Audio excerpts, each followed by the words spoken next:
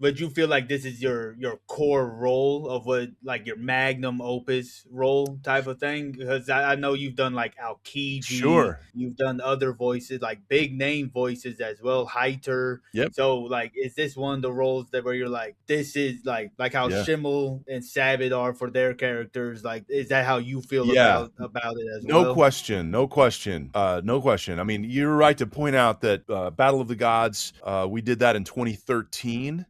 So by that time, I had already been doing anime and video game voices for at least 15 years.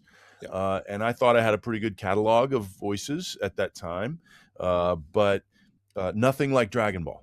And even in the Dragon Ball universe, I had come in and done some minor character work, and I had done King Cold at that point for Dragon Ball Z Kai.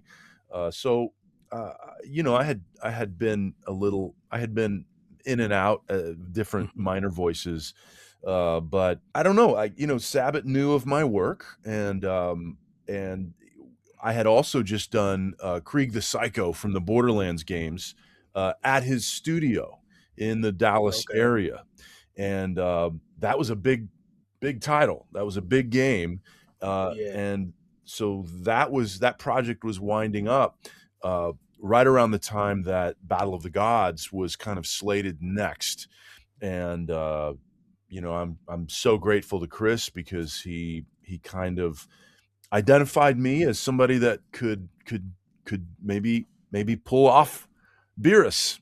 Yeah. And in fact, when we did it for the first time, it was just for one of the video games. I think the Beerus voice first appears, so we didn't really have a chance to develop the voice until we got into Battle of Gods. But I'm so glad we did because it was just such a great, just right out of the gate. I knew that the character was really special, and so we tried to give Beerus kind of a vocal range and an emotional depth that would be suited for like a lead character. A Yeah. lot of times it's just that characters are introduced as kind of just like temporary. This is a guest villain or something, and you still want to really create something memorable. But Beerus just felt different from the beginning, and I think what we've learned is that he was special because he was special to Akira Toriyama, and so Yeah. I feel like in some ways Beerus is an extension of kind of that creative energy that Akira Toriyama brought to the franchise.